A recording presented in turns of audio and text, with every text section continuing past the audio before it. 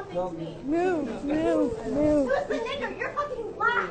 Hey, yo, chill, bitch! Hey, don't even say that. Oh, don't you do that? You don't even say that, bro. That man's a brother right there. Don't even say all that. I will beat your fucking ass. Don't fucking touch me then.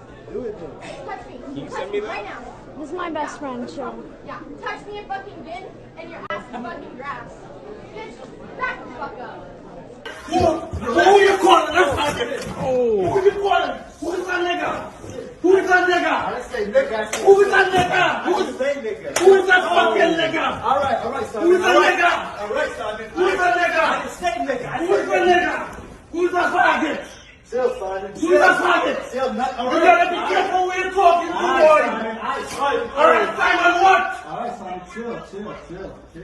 This is not your hotel. Chill, Simon. Chill, please. This is our hotel. This is our business. All right, Simon. Who's that nigga? I didn't Who's say that faggot? I didn't say. All right, chill. Tell if I'm doing your work. Umbrella. She's up. Whole nother level of shit you can't even understand. What is good, my people? We are live back again with another episode of The Forecast. Now, we as a people cannot afford to be distracted. We've been dealing with the same old thing for decades, and we're still having conversations that we had 50 years ago. Now, we all can agree that white supremacy needs to be destroyed. But what we don't understand and what we are not taught is how much fighting back we have actually done. Back in 1966 in California, a riot known as Hunters Point Social Uprising started after a white cop, Alvin Johnson, shot an unarmed 16-year-old brother, Matthew Johnson, in the back.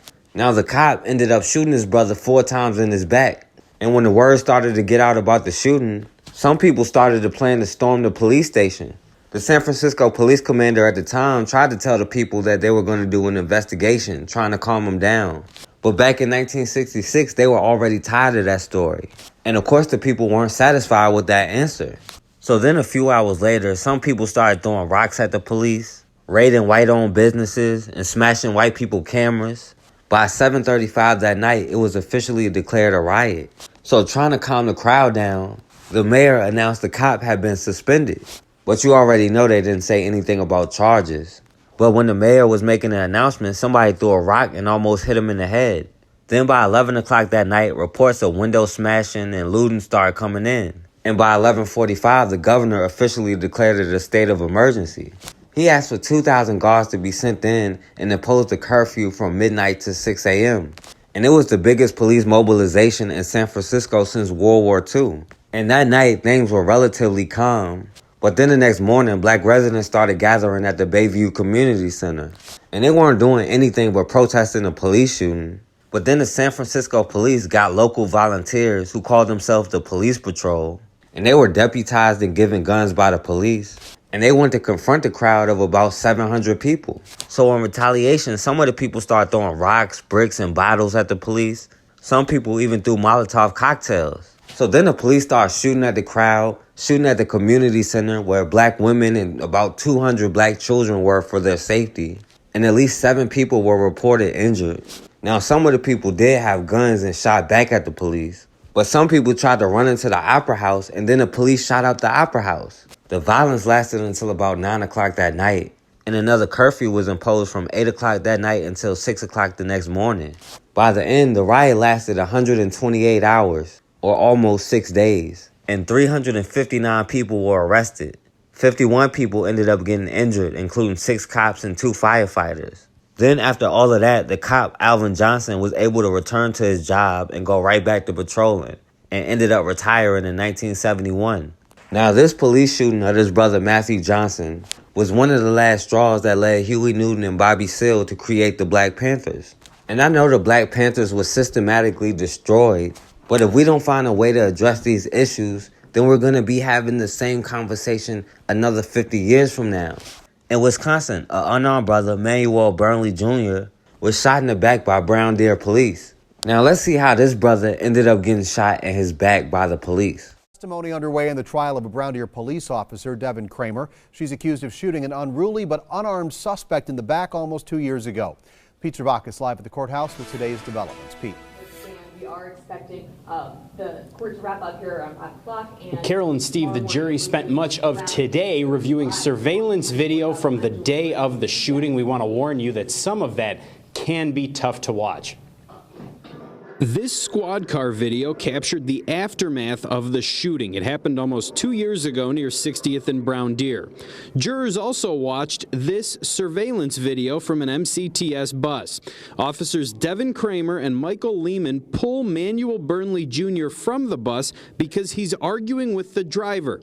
The prosecutor says Burnley Jr. did not plan to hurt anyone. Yes, you can hear Manuel Burnley is foul-mouthed. But what you'll also hear, the evidence will show, not one time did he punch an officer.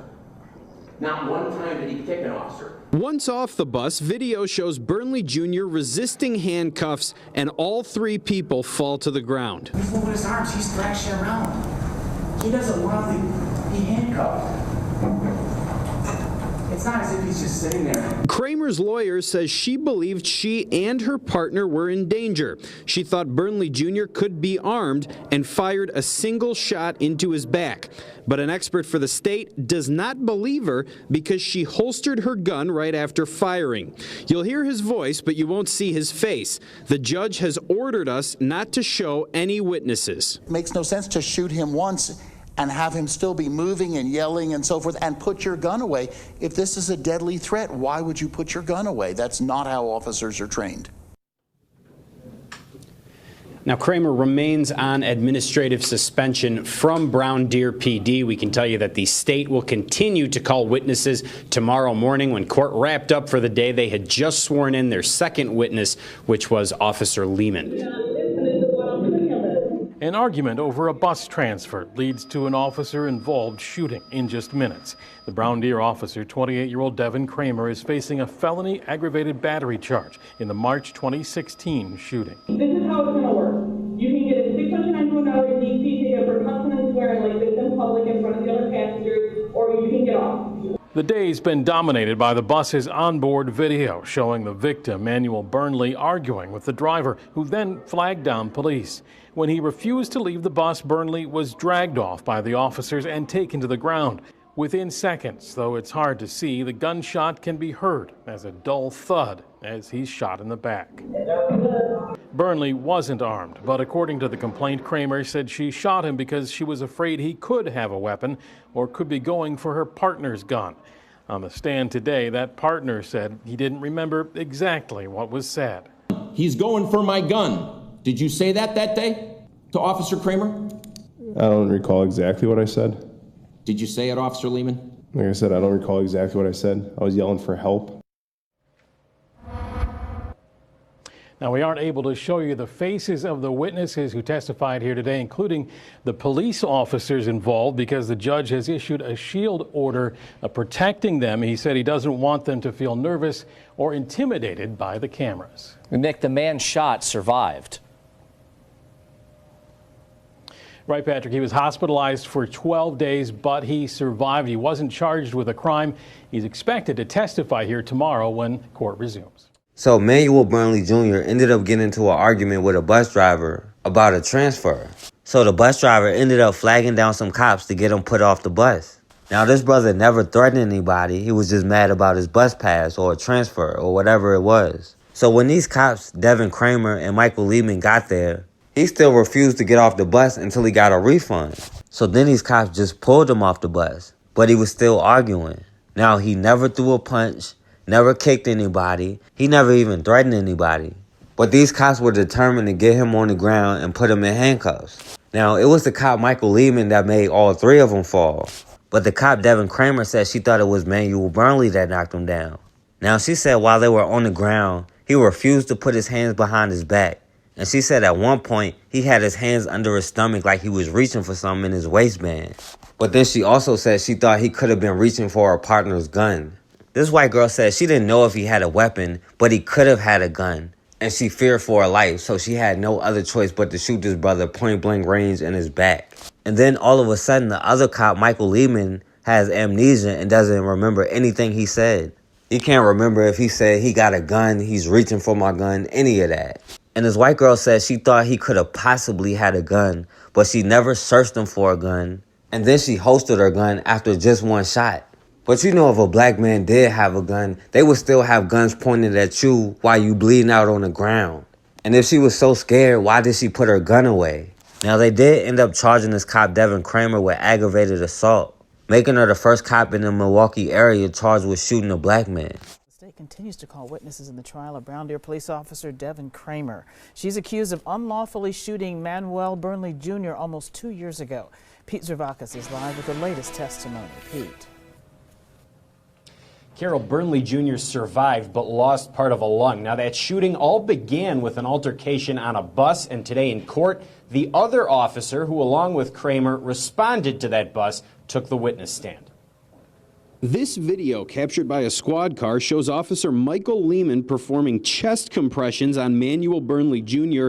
right after Officer Devon Kraemer shot him once in the back. Come on, buddy. Come on, stay away. According to Kramer's lawyer, she shot him because she feared for her safety and thought Burnley Jr. could be armed.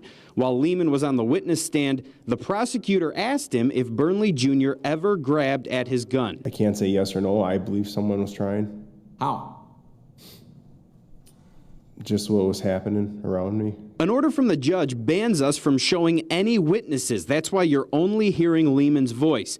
He's describing this struggle. It happened after Leeman and Kraemer escorted Burnley Jr. off an MCTS bus near 60th and Brown Deer almost 2 years ago. The driver said he was being argumentative. Leeman told Kramer's lawyer that Burnley was resisting handcuffs. Can you honestly tell this jury that you ever had control of Mr. Burnley until you heard the pop? No, I did not. Video from the bus shows Leeman, Kraemer, and Burnley Jr. all falling to the ground right before the shot was fired. When you're wrestling around with Mr. Burnley, do you ever think he's got a weapon? I have that in the back of my head that he could possibly have a weapon. And if that's in the back of your head, then why would he be going for your weapon? You'd have to ask him that, sir. The defense rested today after Devon Kraemer took hours of questions from an obviously skeptical prosecutor. Kraemer said Manuel Burnley Jr. was irate and arguing with a bus driver when she and Officer Michael Leeman escorted him off of a bus near 60th and Brown Deer. Video shows all three people fell to the ground in a scuffle. Kraemer testified that at that time, she did not realize Leeman had tripped Burnley Jr. and caused the trio to fall. When you go to the ground, you're thinking, holy cow, this guy took me down, I need to react, right? 100%. She said at some point during the struggle, Burnley Jr. put one arm underneath his body towards his waistband. Kraemer testified she worried he had a weapon and shot him once in the back. In the totality of the circumstances and everything that I was faced with at that time, I didn't understand why an individual would be pinning his arm underneath him in the direction of his waistband. But the prosecutor asked her why Burnley Jr. was not searched after the shooting if she really thought he was armed. At what point did you alert a fellow Brown Deer officer that that guy might have a gun? I didn't. Kraemer recounted the struggle that unfolded seconds after she and Officer Michael Leeman escorted Manuel Burnley Jr. off a bus near 60th and Brown Deer Road. He'd been arguing with the driver about a transfer policy. Kraemer described trying to get one of Burnley Jr.'s arms under control after all three people fell to the ground. Trying to get it behind his back, I'm trying to control it, he's pulling away, he's throwing it around like this. She testified Burnley Jr. pulled that arm underneath his body. Kraemer thought he might be armed and fired a single .45 caliber round into his back. I was in complete shock. I was emotional. This was a traumatizing experience for me. Like I said, no police officer wants to use this kind of force while at work. She described the scrum as the fight of her life. But the prosecutor said Burnley Jr. never threw any punches or kicked anyone. Trying to keep his arms away from you. That's all he's done, right? But with extreme amount of strength and vigor, violent, uncontrolled movements, yes. So much strength, so much violence, so angry that not one time did he swing at you. No, he didn't, but he was still uncontrolled. Now, Kraemer testified she did not tell other officers on the scene to search Burnley Jr. because she said following the shooting, the priority became first aid and saving his life. Now, with both sides in this case done calling witnesses, the jury will be back here at the courthouse bright and early Monday morning to hear closing arguments. Now, Manuel Burnley Jr. did survive, but he lost a part of his lung. And this white woman did go to trial, but of course she argued she feared for her life. She didn't try to pull out her baton. She didn't use her taser. She went straight for her gun and shot him, and then put her gun up as soon as she shot him. She went with the same old story. I was scared of the big bad black man, and I thought a taser wouldn't work. And the judge kept all of the witnesses' faces from being shown, which is unusual. Too bad the judge didn't do it for their brother Joshua Brown. But during the trial, her partner didn't even know if the man was reaching for his gun or not. And if he already thought maybe he could have a gun in the back of his mind, why would he also think he was reaching for his? And even though they're supposed to be so scared of him, they didn't even tell other cops he might have a gun. And they didn't even bother to search him. Then during the trial, this white woman admitted she was emotional, calling this man violent, aggressive, saying she was in the fight of her life even though this man didn't throw one punch. And then after a 2-week trial, of course this white woman gets to walk free after a hung jury. A moment of embrace after Brown Deer officer Devon Kraemer learned she will not be facing a retrial. The court will dismiss the case without prejudice, and that will be that. Monday morning, a judge officially dismissed her case. Kraemer was on trial for shooting unarmed Manuel Burnley in the back in 2016, nearly killing him. It all started when Burnley was taken off of a Milwaukee County bus after arguing with the driver over bus fare. The case went to trial in February, but jurors could not come to a unanimous verdict on aggravated battery charges. We tried the case. Obviously, we weren't successful, and we're not going to retry it. We don't believe we can meet our burden of proof at this point. Last week, the Black Panthers demanded the Brown Deer police chief fire Kraemer. And the original Black Panthers of Milwaukee are demanding the termination and or resignation of Officer Devon Kraemer due to the actions that she committed in shooting Manuel Burnley Jr. in his back while he was laying on his stomach. She's been on administrative leave for more than 2 years since the shooting. The chief says an internal investigation will determine whether she can return to work. In Milwaukee, Eden Jekyll, WISN 12 News. Kraemer and the district attorney both declined to comment. While the state has dismissed the case, the U.S. Attorney's District Office confirmed they will look into possible federal criminal charges. No new trial for the Brown Deer officer accused of unlawfully shooting a man more than 2 years ago. Officer Devon Kraemer's 2-week trial ended with a hung jury earlier this year. Pete Zervakis live at the Milwaukee County Courthouse with why the DA will not retry this case. Pete. Well, Carol, the DA made that decision after reviewing all of the testimony from Kraemer's February trial.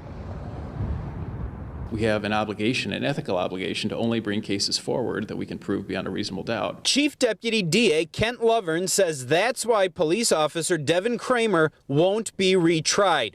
She shot Manuel Burnley Jr. in 2016 after she and another officer pulled him off a bus near 60th and Brown Deer Road. Video from the bus showed a scuffle seconds before the shooting. Lovern says prosecutors put maximum effort into the case. We put a lot of resources, obviously, into it because it was an important matter that took place in our community. Burnley Jr. maintained he was not trying to harm the officers. Albeit that he did things that he wished he had maybe done differently, it didn't justify him getting shot in the back. His attorney says they're frustrated with today's decision. The DA's office believes that, Officer Kraemer did commit a crime that they're not going to retry, and I think that's a disappointment, and I think it sends a concerning message. Lawyer Jonathan Safran says the U.S. attorney will now review the case for possible federal criminal charges. Now, Kraemer remains on administrative suspension from Brown Deer Police. The police chief says that is not going to change until the DA here in Milwaukee County officially dismisses the case and the department conducts its own internal review. So the court ended up dismissing the case with a lot of prejudice. And they said they won't be having a retrial despite the Black Panthers' demand for her to be fired. Now, this white woman, Devon Kraemer, has been on paid vacation for 2 years. And now she can come back to the force if she wants, but she decided to resign. This white girl said the stress of the shooting in the trial has left her unable to work as a cop. Then she applied for duty disability, which was meant for cops and firefighters injured on the job. And then to reward her for shooting an unarmed black man, they ended up giving her $57,000 a year tax-free, or $4,800 a month for life. More money than she was making while she was working. And the money comes from a state pension fund that's paid for by taxpayers. And the police in Milwaukee have already been exposed for a pattern of fraud because cops keep claiming they can't work due to stress. But at the end of the day, this white girl shot an unarmed black man in the back and was rewarded by being paid more than she makes working as a cop for life. Michael Burnley Jr. was shot and lost a piece of his lung, and he still wasn't paid yet. But this white woman is set for life and can retire if she wants. But we can continue to expect the same results if we don't put aside whatever petty differences we have and get on code to do what we have to do. Because at the end of the day, we are all we got. And until we start taking justice, people will continue to shed our blood over and over and over. So they stop their car in the middle of the street and they run off in 3 different directions. The cop understands that something's up, right? So he picks Matthew to run after. Chased him all the way down 3rd, down Palouse Street, down towards the shipyard. And he got down there because down there was a fence to enter the shipyard. When we was chased by police back in those days, and they chased us up on the hill, we lost them because they didn't know the hill like we did. The chase took a tragic turn when the officer pulled his gun. He said he called out for Matthew Johnson to stop, but then lowered his gun and shot the 16-year-old boy in the back.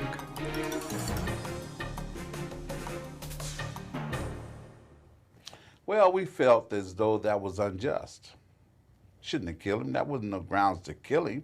Their life wasn't threatened. So we start rioting, tearing up the whole community. And I was 16 years old. I'll never forget that day. People demanded that the mayor come to the area. The mayor did not come, and then at that point, things started getting out of hand. It scared the hell out of them, and of course the mayor called the National Guard in here. The arrival of 1,200 armed National Guardsmen changed the tone. It was no longer a protest of police brutality. It was a race riot.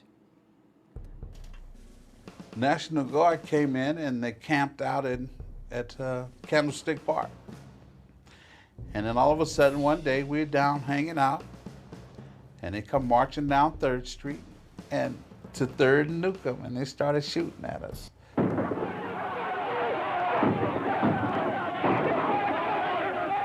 So we running all over the place, running from the bullets and everything. Well, we shooting back too, because we had our little zip guns, and we would run inside the Opera House, and they would shoot up the Opera House.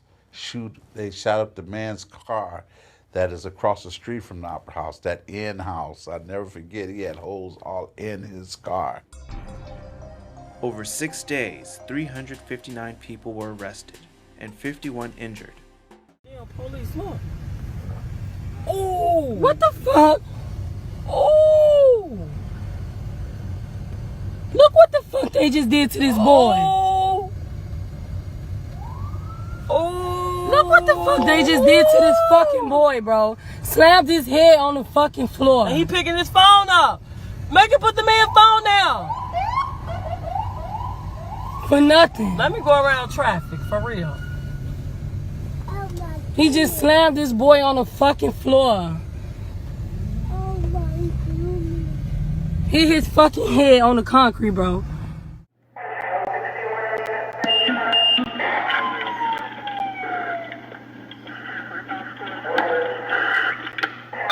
Pulling into the Hampton property. Black BMW, unknown occupants, all tinted out windows, Illinois registration. 747-4653, 747-4653. We are pulling into the Marriott now, and they're not stopping yet.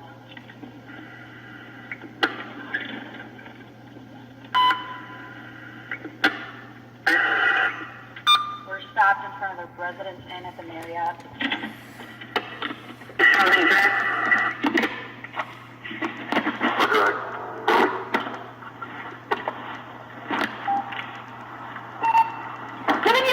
Get in your car! Get in your car! Get in the vehicle! Get in the vehicle! Get in the vehicle! I need another unit here right now. Get in the vehicle! Shut the door! Shut the door! Shut the door! Get in the vehicle! Got him out at gunpoint. Get over here. Gunpoint 65. Get in the vehicle and shut the door!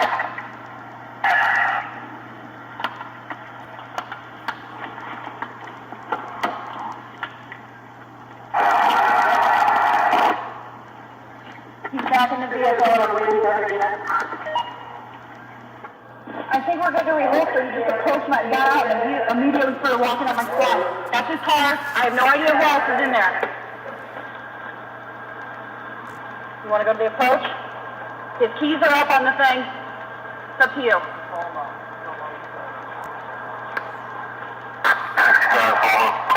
You want to wait till Kevin, show me your hands out the window!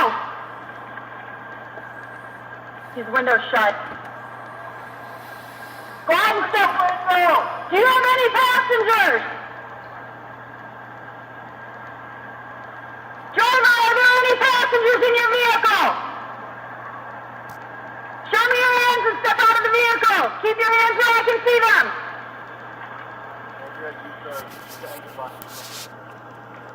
Step back towards the sound of my voice. Lift up the bottom of your shirt. Go ahead, turn around. 360.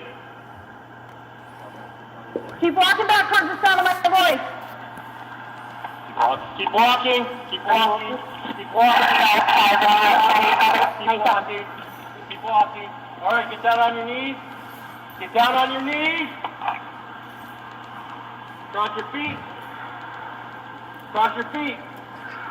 Lay down on your stomach. Go ahead, Tuffy. I got you. I don't know what else. Man, this is all precaution. I have no idea why you're approaching my vehicle like that. You do not get out on a traffic stop and walk on me. Here. Can you get He cannot do that. That's why I'm asking for help. You can do it, man. You got your one knee. He just came up immediately, started walking. I was just doing the precautionary thing, and he just walked up and would not turn around and get back in the vehicle.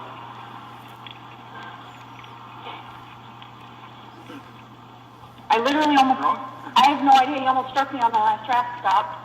He was out the lane. I was standing right here. His tires were over there, and I had to kind of jump close to her car, and that's the only reason. That's all I can think of. You okay? Yeah, I'm fine. I just, such a close proximity, and he starts charging, coming at my car. Who you calling? 911. Oh my God! Oh my God, Peppermint Patty! You're such a racist. Yes, I came in on the wrong side. She's calling 911. She's calling 911. Cut the nigger card out? You are a racist. No, come on over. Come on over. I'm getting attacked. I can't even talk right now. Oh, wow. By these two black women calling me a racist. Wow. Nigger!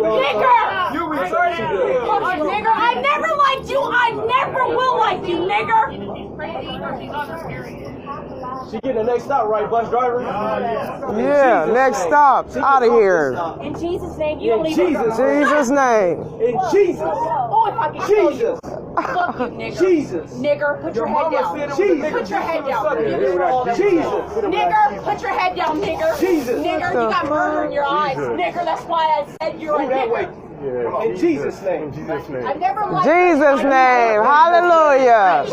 Thank you, Jesus. I know. I wish I could put your head down right now. Hey, it's a nigga touching you.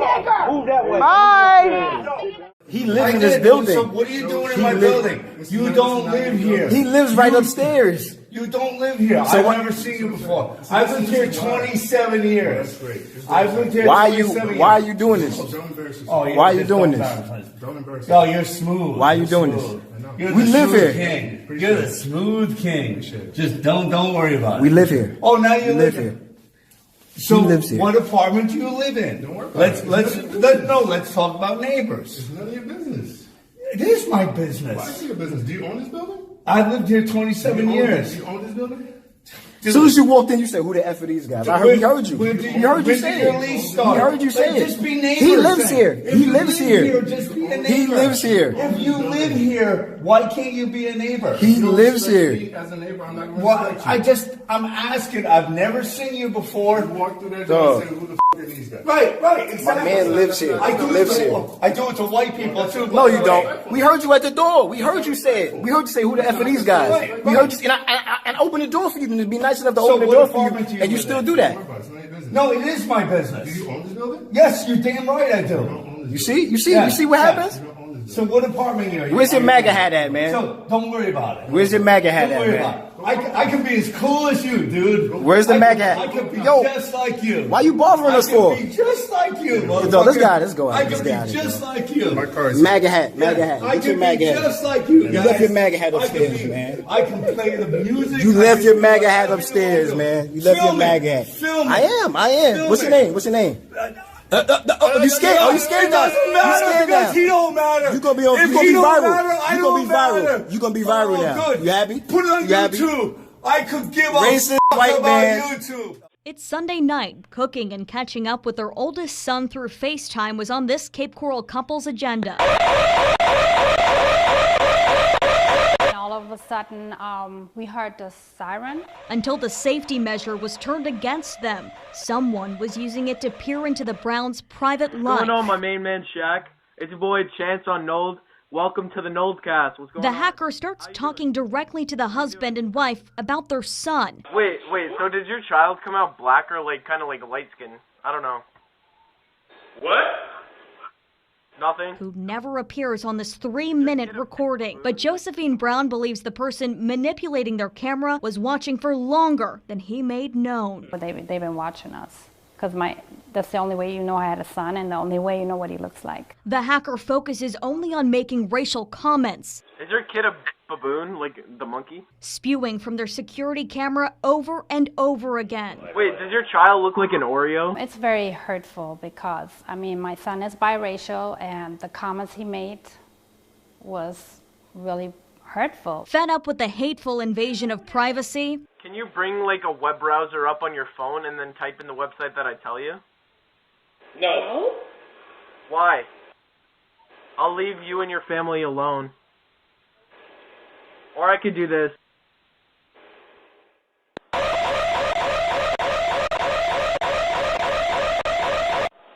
I like your dog. the camera batteries are ripped out. Hey, go to Noel. The Browns called Ring immediately. The company did not respond to my requests, but did tell the family, quote, the email address and password of one of your external accounts was exposed in a data breach. Ring believes someone used that information to gain access into their account. Josephine says she is constantly changing the Wi-Fi password and believes the company needs to step up. Fixing it, put more security stuff on there, do more updates on the cameras, making sure everything, runs the way it's supposed to, but I don't know. I went to a tech expert. Michelle Bordoff says there's one trusted way to keep your system safe. Wired cannot be hacked. Somebody has to be in your home, hardwired to your modem to see anything on your network. Josephine's experiences leaving her in the dark about the products she trusted. I was scared. I didn't know who that is, how long he been watching us. Yeah, and I'm still scared now because I don't have an answer. The tech experts suggest opening up your Wi-Fi network. Check to see what your neighbors are named after. Go ahead and help them out. Also, they suggest changing the default password that most of our systems come with. The Democratic narrative leading up to 2020 is now being formulated. And it's being formulated in real time. It's being backfilled. And it's being backfilled because it turns out that the Democratic narrative was supposed to be Donald Trump is a Russian tool. And it's no longer Donald Trump is a Russian tool. Now it is America is rife with racism. And Donald Trump is representative of the James Buchanan South. That Donald Trump is representative of John C. Calhoun. Right? That is who Trump is. That's what America is. And this is now the narrative that is being pushed by the left. Now, as I say, as we will see, there is more than a grain of truth to the idea that slavery was a deeply rooted, endemic part of American life for several hundred years, right? Beginning in 1619 and ending officially in 1863. right? Yes, that is official. It depends on whether you're dating it from the Emancipation Proclamation or the 14th Amendment. Might say 1865. In any case, the fact is, slavery was, of course, a massive part of America's history. Jim Crow was a massive part of America's history. But it is a lie to suggest that America was founded based on slavery. Surely the Puritans who arrived on the Mayflower were not there to bring slavery about, nor was it the Southern economy that lent the great strength of America's economy her strength. We'll get to that in just one second, but here's the thing. Beto O'Rourke, who is now trying to channel exactly what the media want from him. So Beto O'Rourke is a man in search of love. Beto O'Rourke had that love back in the 2018 Senate race against Ted Cruz. He had it going, right? It was going to be his moment, and the media loved him for it. Well, now Beto O'Rourke is a man in search of love. He is searching for media love, and the only way he can see toward finding it is becoming the most white, woke person on planet Earth. So yesterday, Beto announces his campaign. His campaign is that America was founded on racism, and so we need a woke white guy who was born into immense privilege. He's worth about $9 million because his daddy was very, very wealthy and very, very powerful in his area. We need that guy to lead us to a broader American future. And this country, though we would like to think otherwise, was founded on racism, has persisted through racism, and is racist today. But this racism, though foundational, for so long, it had flown under the surface. But it was only until this administration and this president that racism was invited out into the open. Trump is the real America, according to Beto O'Rourke. Right? Trump is representative of America's true, dark, evil, slave-ridden heart. Now, you may be saying to yourself, I've never held a slave. I am not a racist. And you're right. You've never held a slave. You're not a racist. But according to the Democrats, even if you are not a racist, you still suffer from the after pangs of white supremacy. It is buried deep within you. It is unconscious. It's exactly as AOC said a couple of weeks ago in a tweet thread. White supremacy is so deeply embedded in American life that there is no way of extricating it from American life, which suggests that the only solution is radical chemotherapy. But if the cancer is everywhere, if it has infected the entire body politic, the only answer is radical chemotherapy. And that's what Beto is calling for. This justifies the radical changes Democrats are calling for. It justifies the overthrow of a lot of the wonderful, great things about America. Because after all, if all those wonderful, great things are rooted in one of the most evil institutions in the history of mankind, it's difficult to make the moral case for them being retained, even if they have had some good positive effect. Black. Black. Yeah. All right, so what are you saying? What are you saying? You don't like me? You don't like us? Let me know. You say you don't like me. I don't like you. I don't like you slapping in my fucking face. Yeah. I don't like you. Excuse me, baby. Hey! Whoa! Whoa! Whoa!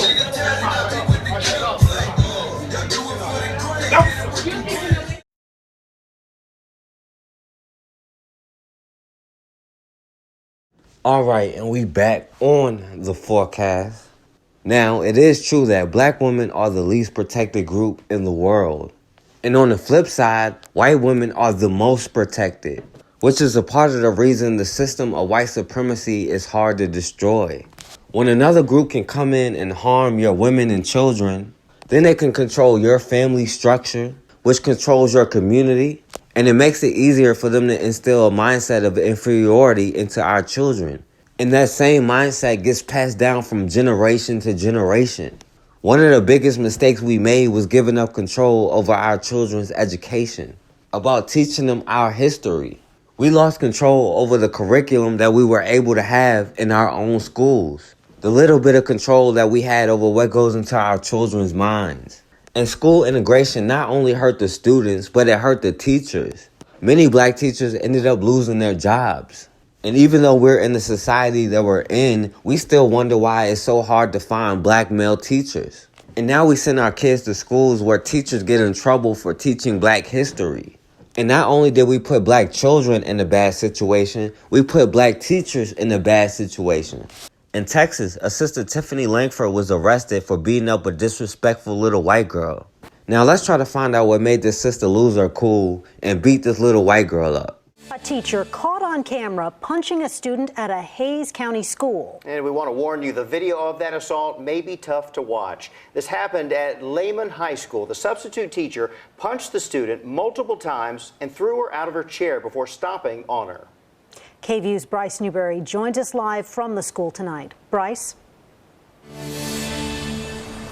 Mike and Quita, these videos really are disturbing, and one student who was inside that classroom earlier today told me he's stunned. These are the videos circulating on social media after a substitute teacher at Leeman High School brutally attacked a 16-year-old student. Me and a group of friends were all laughing. It was just a joke somebody said. A 10th grader in that classroom says it all started as students were laughing. She said, what the f are we doing? And we all looked, and then she was just still passing out papers. That was just before 32-year-old Tiffani Langford came close to the student's face and argued with her. The student swung because she was in her face and pressing her. The teacher put down her glasses. She swung like 3 times, pulled her to the ground, and stomped on her head. That student taken to a local hospital as the Hays County Sheriff's Office took Langford into custody. I was just sort of like stuck. I didn't know how to react. This 10th grader's father also stunned. I don't know what a child could say to an adult that would make someone lose their mind like that and actually physically hurt somebody. Hays CISD says Langford just started substitute teaching with the district this semester. Friday was her 18th day in the classroom. The district says she passed her background check, but as of now, she no longer has a job. Tonight, we know that Tiffani Langford is in jail and charged with aggravated assault. She's expected to face a judge in the morning. In a KVU News exclusive tonight, we are hearing from a Kyle High School student about her substitute teacher beating her in a classroom. The video of that attack went viral, and the students' parents say they were glad someone was recording so everyone could see just how violent this was. KVU's Bryce Newberry spoke to that teenager and her family about what happened. I went to first period and second period, third period, fourth period, and then I got to sixth period. This is the chaos that unfolded inside a foreign language class at Leeman High School last week. She pinned me against the wall and started choking me. And then that's when I slapped her to get her off of me. And that's when she started punching me repeatedly. I never expected it to be me. I hated that it was me. Would you ever expect something like this out of a teacher? No. 16-year-old Savannah still doesn't feel comfortable enough to show her face after 32-year-old substitute teacher Tiffani Langford beat her in front of her classmates. It all started with students laughing. When she told us to shut the f up, that's when we said, whoa. And then she started bragging about herself, and I turned around to my group of friends and said, well, you're not gonna make money talking to students like that. And that's when she got up in my face and said, what did you say? The attack escalated from there into this viral video that Savannah's mother, Jennifer, watched as she hurried to the high school. They're supposed to be safe there, and clearly they're not. Savannah's dad, Rolando, still emotional, thinking about what his daughter went through. And just helpless that I couldn't do anything to save my daughter from that just brutal beating. Savannah is being treated for a brain injury, but her team of doctors still don't know how bad it is. I don't know how to handle this one, because it was a big one and a bad one. Jennifer still doesn't quite know how to process it either. I don't know what was going through that teacher's mind. When I saw the way the teacher was dressed and I saw the viciousness of the attack, I thought, this has to be 2 students. I don't understand. Paul Batrice is the attorney for the family. The family's #1 concern is this cannot happen to another Texas student. Savannah says she doesn't know when she'll be back to normal. I'm scared just to even set foot in the school or even outside. Savannah's parents say something needs to be done because the school district didn't know Tiffani Langford had been arrested for a violent crime. She was arrested but never convicted for a domestic violence incident in Maryland in 2014. Now, this sister Tiffani Langford just started working as a teacher at the school this year, and she was the substitute filling in. Now, of course, the media isn't going to say what this little white girl did. They're just going to paint this black woman as a savage. Now, these little white kids was most likely disrespecting her because she was new and a substitute. And what they won't tell you is that at some point, other students in the classroom heard this little white girl call the teacher a nigger. And you already know they aren't going to say this white girl name. But after she called her a nigger and they talking about they were joking, that's when she got into her face. And then this little white girl was still talking reckless. And she even ended up punching his sister in the face. So that's when this woman went off and ended up whipping her ass, like her parents should have did at home. Now, all of a sudden, everybody is so shocked. But you can't keep going around calling people niggas and expecting no consequences. If you go around saying nigga, there's a good chance you're going to get your ass whooped. But of course, now they're victims and so helpless. The media and some people even start talking about how this little white girl was mentally ill, which she is not, besides being a little racist. But now her and her family talking about she got brain damage. And they're trying to paint this black woman as some violent thug that just beat up a little kid for no reason. They start talking about everything about this teacher, from what she was wearing to crimes or incidents that she was never even convicted of. And when people start bringing up what this little white girl did, like calling her nigga and hitting her in the face first, all of a sudden now, teachers never have an excuse to put their hands on a student. They ended up charging his sister Tiffani Langford with felony assault with a deadly weapon. I guess they trying to say the sister's hands are deadly. Yeah, she made this little white girl cry and hopefully taught her a lesson about saying nigga, because if she do it again, the same thing probably will happen to her. But this little white girl didn't drop an ounce of blood, but they're talking about assault with a deadly weapon. And in this case, the media have no problem with playing this video over and over and over to demonize and criminalize this black woman. Meanwhile, what do you think happens when they put their hands on our children? In Wisconsin, a white teacher, Rob Mueller-Owens, slammed an 11-year-old black girl student and ended up ripping 3 braids out of her head. Madison Metropolitan School District put one of their teachers on leave after video shows him shoving a student to the ground. Our Amy Reed spoke with the mother of that student today, and she joins us now to share what their family is going through. Amy? This mom is upset. She's tired and she's worried for her daughter. She said this experience has been traumatic for her little girl, so much so that she hasn't been able to go back to school since it happened last Wednesday. And to make matters worse, she believes this teacher, who serves as a positive behavior support coach in the district, should have known better. When a parent sends their kids to school, they hope for safety. Makia Price is no different. I don't know. The whole experience is just traumatic and devastating and just confusing, and I'm just super disgusted at the whole incident that, I sent my kid to school to learn, and that's a place where a mother send a kid to be comfortable in. I just feel violated in so many ways, me and my daughter, that this even happened to her. Last week, Makia got a phone call from her daughter saying she'd been jumped by her teacher. When she got to the school, her daughter was crying and holding 3 braids she said had been ripped from her head.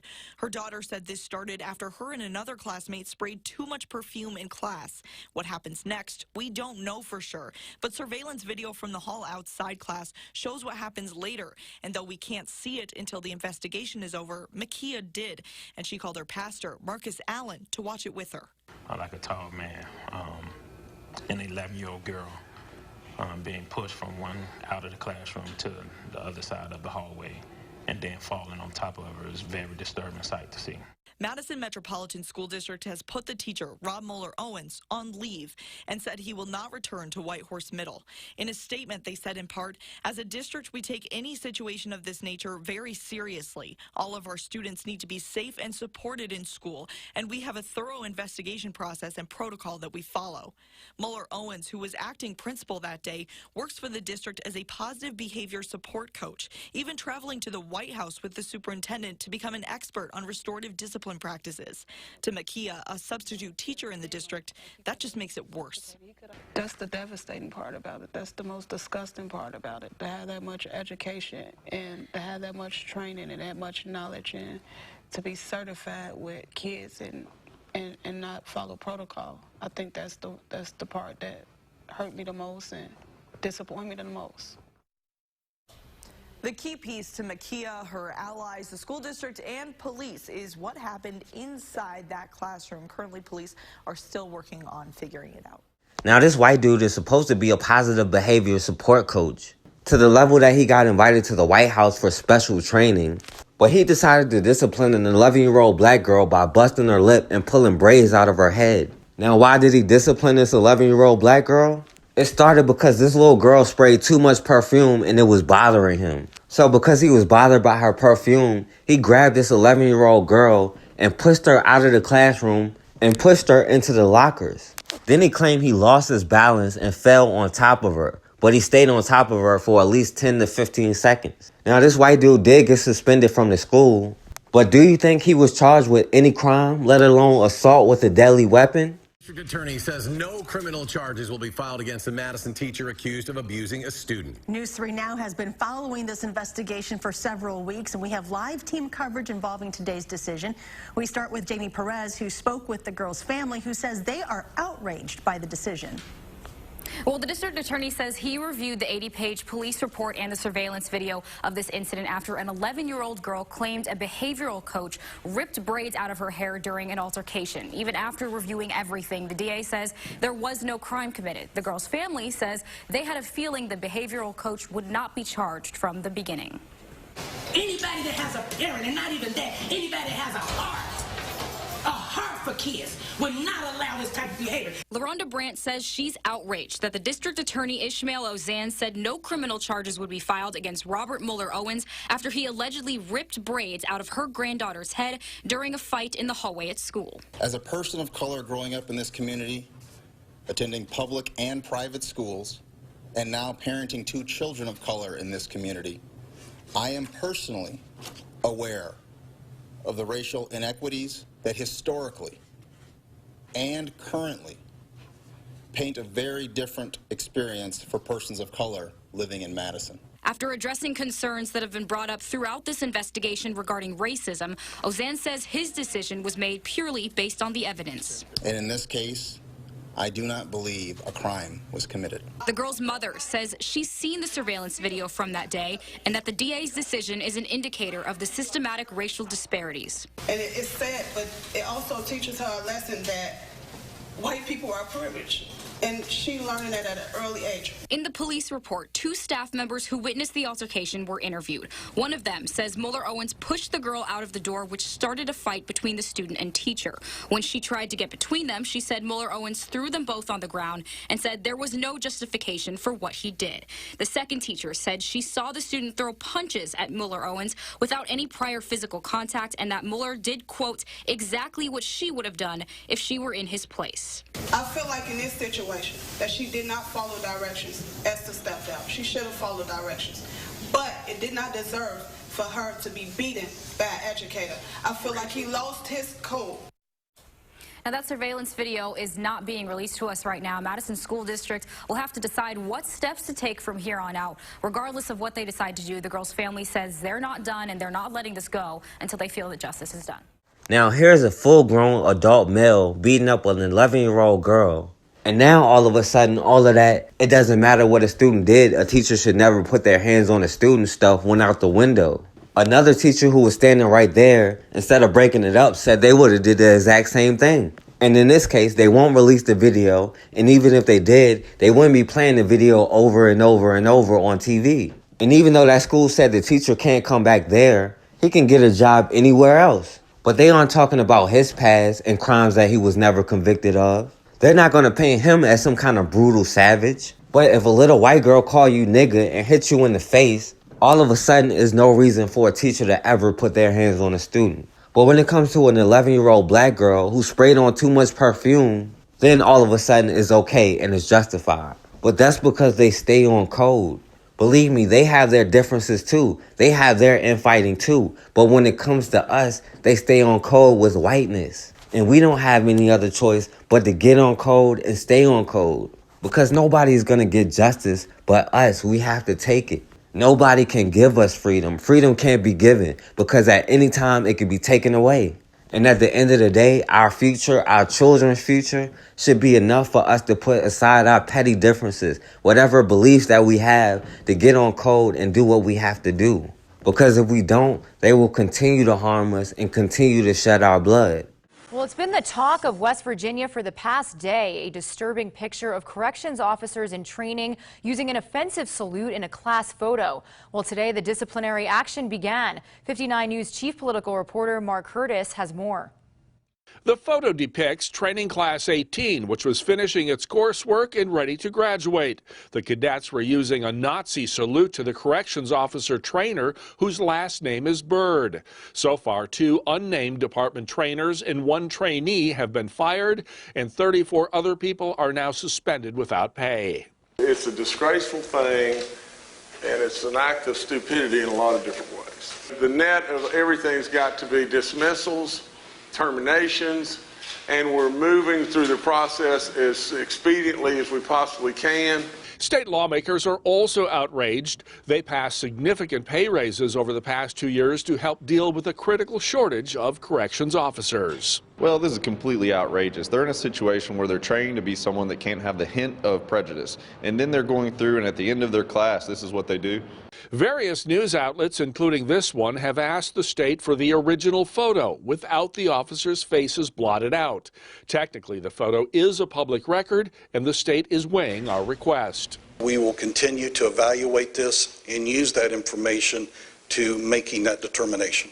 I did speak with Officer Bird, who is being saluted in the photo, but she declined to comment. The Department of Corrections has ordered all copies of the photo to be destroyed.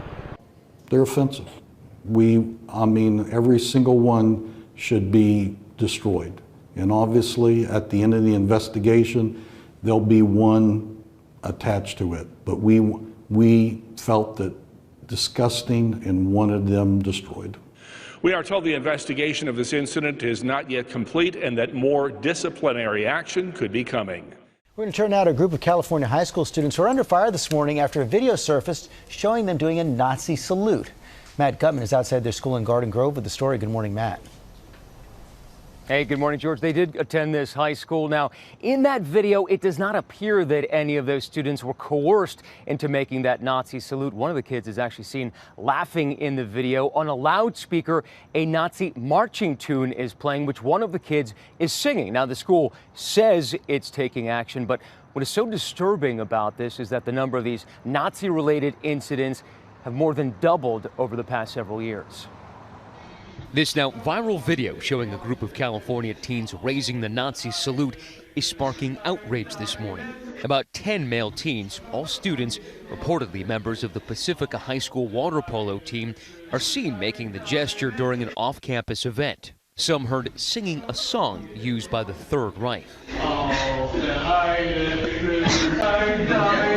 The school district telling ABC News that it strongly condemned the offensive Nazi-related gestures seen in the footage first obtained by the Daily Beast. The district says the video was taken in November of last year and shared on Snapchat, and that it only became aware of the video in March, at which time school administrators took immediate action and addressed the situation with all students and families involved. This video taken just a few months after this photo was taken at a teen party in nearby Newport Beach, which shocked the community. It showed teens around a table topped with red plastic cups arranged in the shape of a swastika, their hands also raised in an apparent Nazi salute.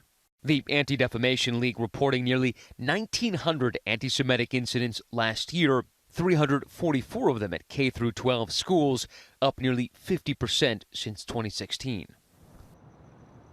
Were these kids asked to apologize? Were they disciplined in any way? We don't know. The school says it is refusing to disclose any disciplinary information, citing federal privacy concerns. We've pressed them further, and they would only say that they used, quote, restorative practices, end quote. When we asked them what restorative practices meant, we got no response. Yeah, guys. That was a question to ask. Sure was.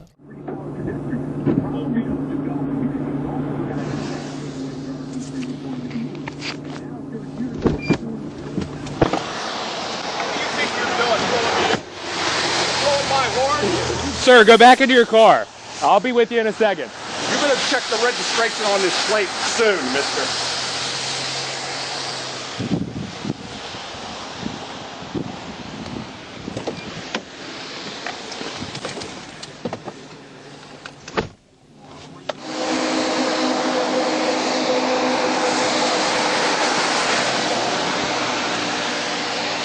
Have a good day, Judge. You bet.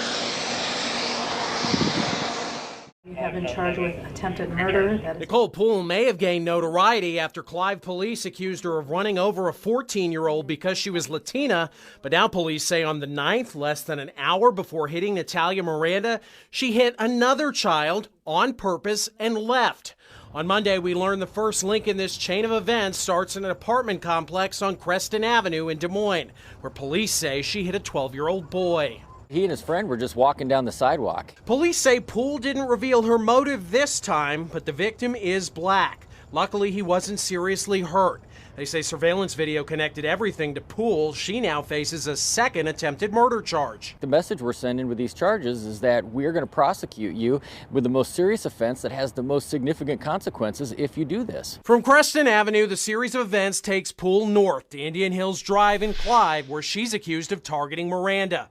Police say after leaving the scene, she went back south, hurling racial slurs in a tirade at a West Des Moines Conoco station.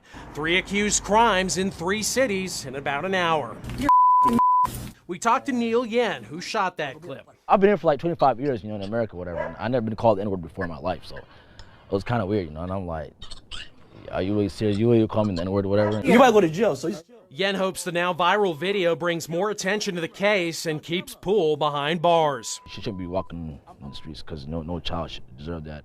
You yesterday about a Lexington Pizza Hut firing a driver after 2 customers say the driver not only sent racist text messages, but also threatened to spit in their food. Sheree Bledsoe posted those messages online, receiving hundreds of comments, sparking controversy about tipping.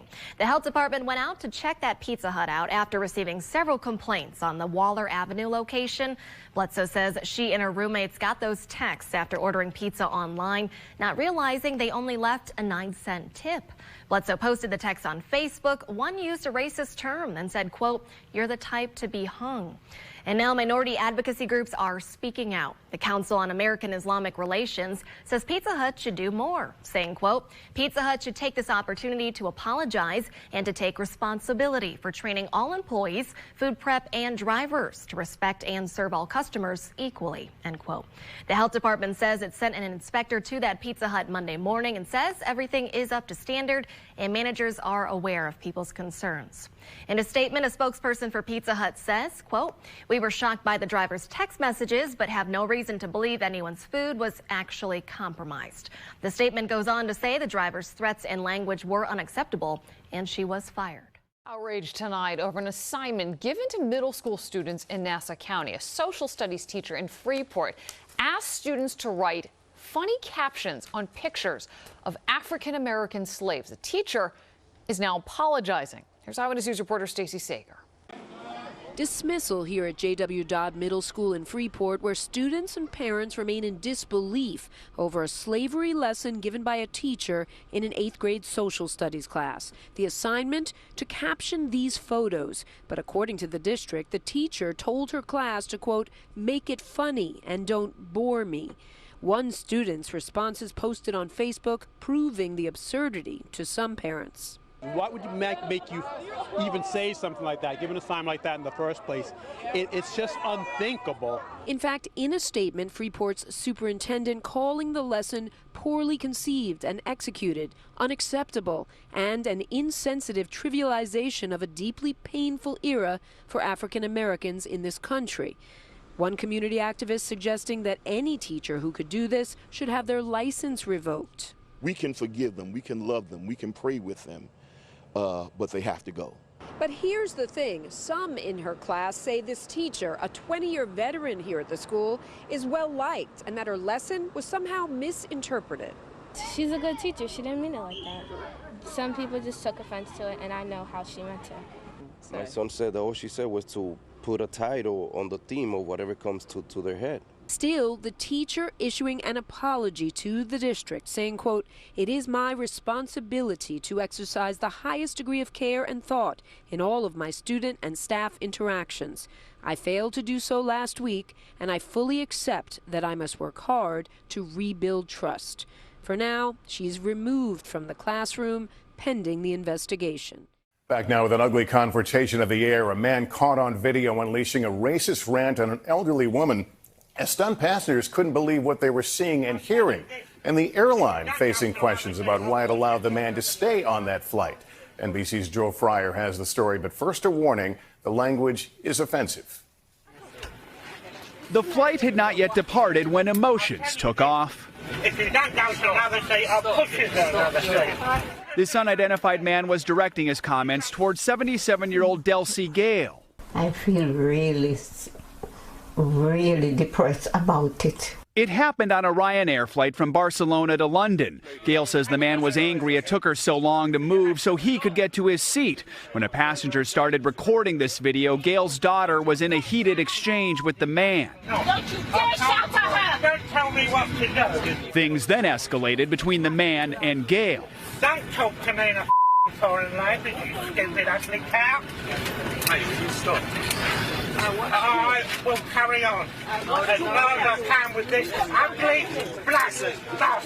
Eventually, Gale moved to another seat. What have I done? I haven't done anything to attack me because of the color of my skin.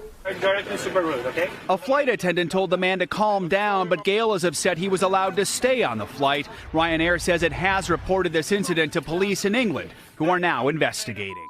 Oxford University students have started impeachment proceedings against the president of their debating society after a blind student was dragged from the chamber by his ankles. The motion against sitting president Brendan McGrath needs 150 union members to sign up within 48 hours. Ebenezer Azamati, who came to Britain from Ghana, arrived at the debating venue in advance to reserve an accessible seat before leaving for dinner. The incident occurred when Azamati tried to re-enter the hall. 2 security guards dragged him away and removed him from the venue. After suspending Ebenezer's membership for 2 terms, the Oxford Union has apologised and reversed its decision. Well, the University of Oxford admitted it has no jurisdiction over the club, but said such treatment of students goes against its culture. We share the widespread outrage regarding the unacceptable treatment of Ebenezer Azamati, a member of our university community at the Oxford Union. Ebenezer's college and the university are working to fully support him. The union is an entirely independent club, not governed by the university, but this student's treatment goes against our culture of inclusivity and tolerance, and we are pressing the union for answers on how they plan to remedy the issue and ensure this does not happen in future. Earlier I was joined by the president of the Oxford University Africa Society, Amaka Abuna, who told me that Ebenezer wasn't guilty in the first place. I think the important thing about removing the president is, holding people accountable for their actions. He was in a position to make a better decision and handle the situation more responsibly, but he chose to do otherwise. So I think, first of all, it shows that people should be held accountable.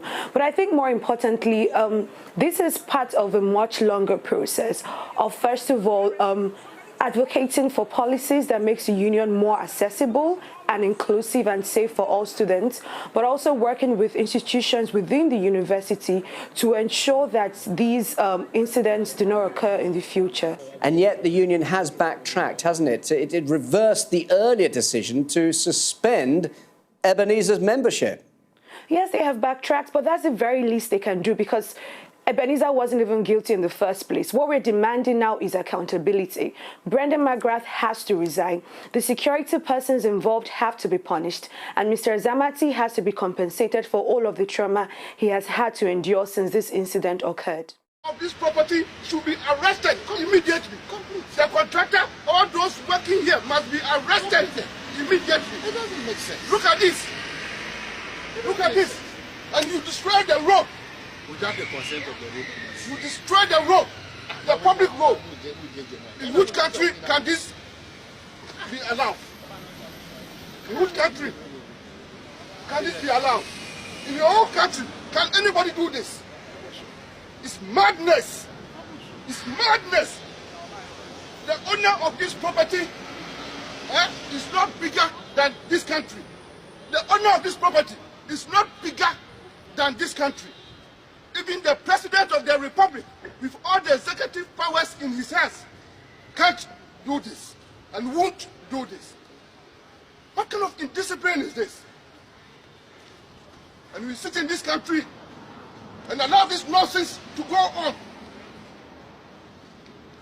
with impudence, you enter into the road corridor, creating inconveniences to all those who use this stretch of the road.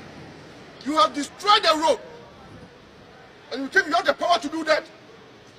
You should be arrested and prosecuted. It's national security here. This man must be picked. Please pick him. Pick him. And arrest him. Put him in the car. This nonsense will not be allowed in our country. Foreigners come into our country and engage in all kinds of things. You destroy public road, public property. Because of this property, can you do this in your own country? Arrest him. And national security should stop the construction. And anybody engaged in it, please arrest all of them. Arrest all of them. All of you come. Come. Everybody should come. Everybody should come. Arrest all of them. Stop whatever you're doing and come. Don't get in my fucking face right now. I'm telling you. You racist. Don't touch me. Don't get in my face. You racist. Sexist. Don't touch me. Don't get in my face. Don't touch me. Don't get in my face. You're gonna get tonight. I'm touching me. I don't give a fuck. But you touch me first. You touch me first. You touch me first. Fuck about my face, motherfucker. Fuck out my face. Record that. I'm ready to put it straight. Fuck out my face. Fuck out my face. Fuck out my face. You touch me. Don't. You don't fucking know me. Don't touch me. Get the fuck out of here. You don't touch me. Don't touch me, motherfucker. Don't touch me. What happened? Nothing happened. Because you a weak little fucking like. What happened? Don't touch me. What happened? What happened? What happened? So what's up? I'm leaving. So what's up? Leave it. Use your dildo. Don't touch me. Use your dildo. Don't touch me. I'll fuck you in the ass, man. You don't know. Fuck out of here. Because I don't give a fuck what you're talking about. Go. Go. No. No. No. I'm sitting right here.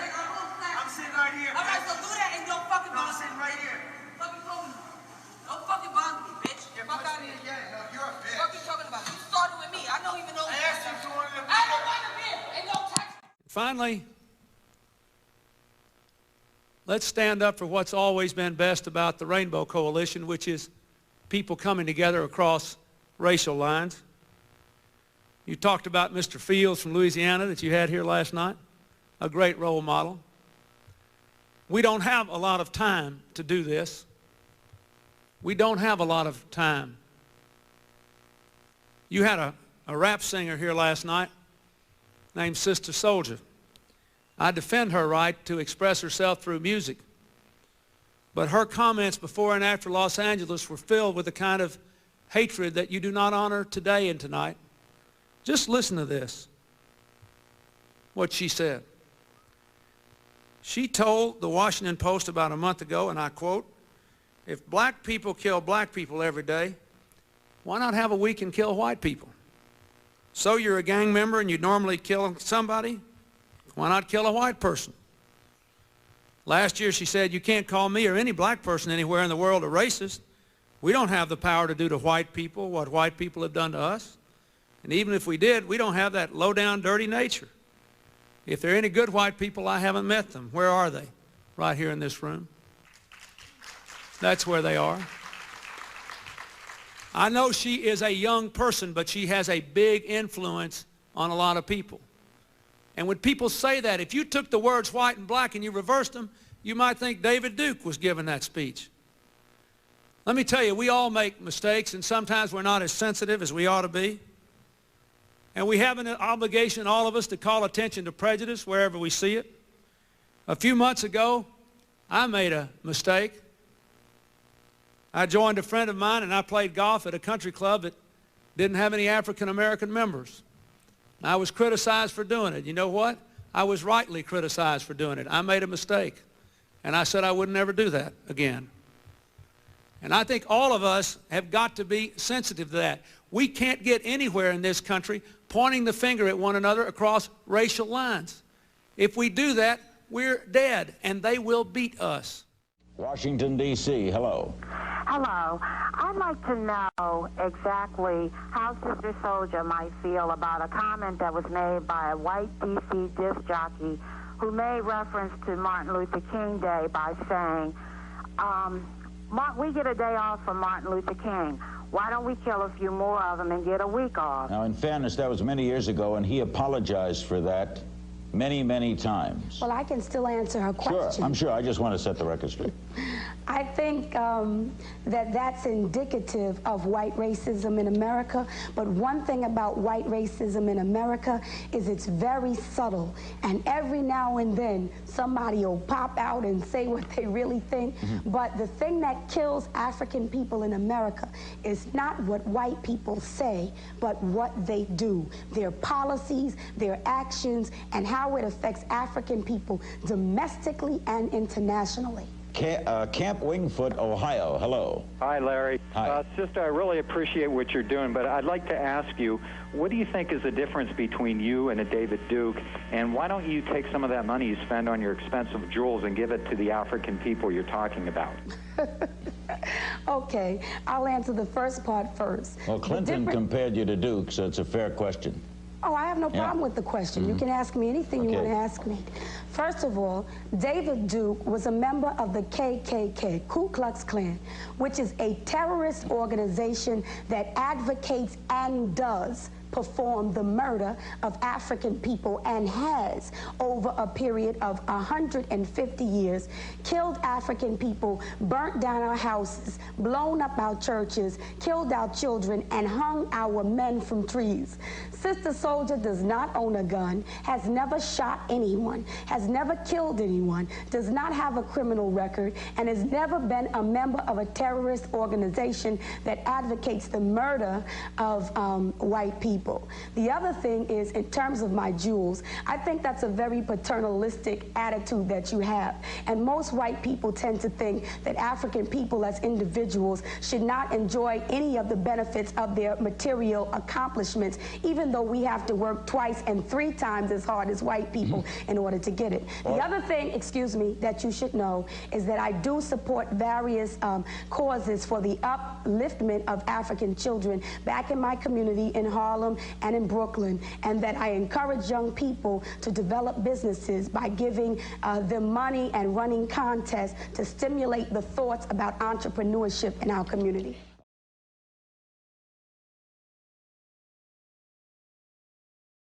All right, and we back on the forecast.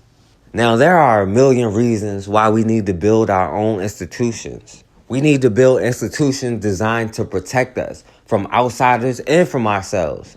We need our own institutions to be in control of our own minds, to teach our children what they need to know. And to build institutions, we need to build our economy. And right now, we can easily do that.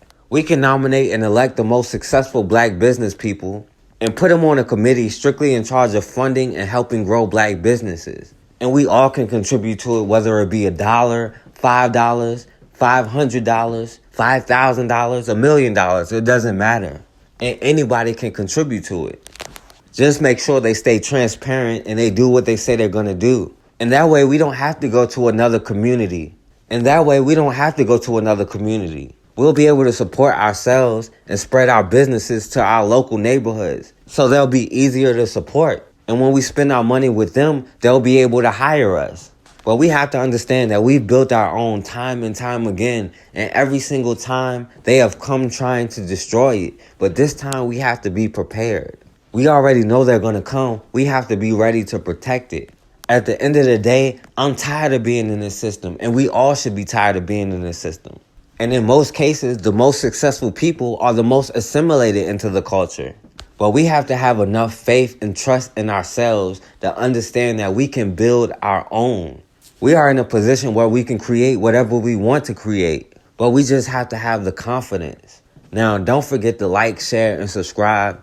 And as always, man, we have got to start standing for something, or we're going to keep falling for anything.